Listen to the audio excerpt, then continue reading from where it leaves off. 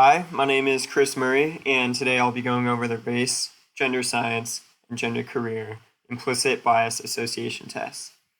Um, Starting off with race, my test results gave a slight automatic preference for African Americans over European Americans, and um, my first thoughts and reactions were that this was kind of interesting and not something I would have guessed before I took the test, jumping into it, but it makes sense after taking it.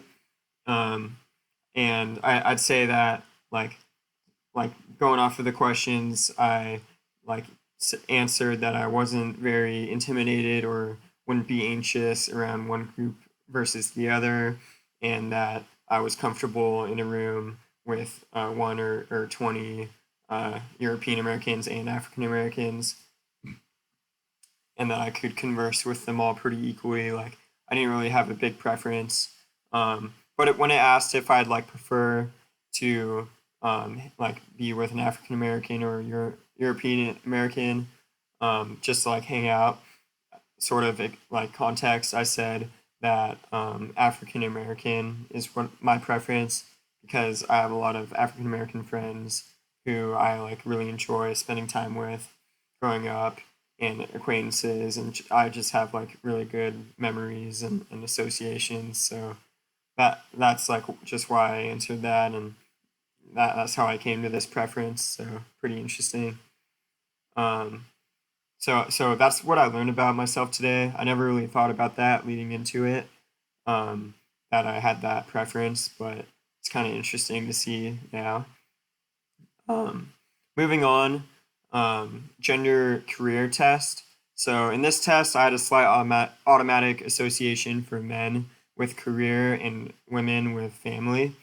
Um, and this was a little bit expected and like foreseen, so it didn't really surprise me. Um, and I'd contribute this assumption or association to just like growing up, seeing and hearing my like parents and their friends, as well as like the data I've seen and talk shows and stuff, always saying that more men seem to go into career and women seem to go into family. Um, so that I attribute to why I have that association. Um, like different to that though, if I like saw like a man and I saw a woman today, I couldn't assume that they like, oh, it's a man, he's more likely to go into career. Oh, it's a woman, he's more likely to go into family. Like I think it's more equal now. I think that the differences have kind of gotten a little closer in that like men and women are pretty equally invested in their career and family now. Might be a slight bit still more women with family, but I think it's more 50-50 now. So those are like assumptions that I have and my thoughts on it. Um, and I didn't really learn a lot that I didn't know already from this test. I had already thought about this a little bit. Um, Moving on to the gender science test. Um, my data suggested I had an automatic association for men with science and women with liberal arts.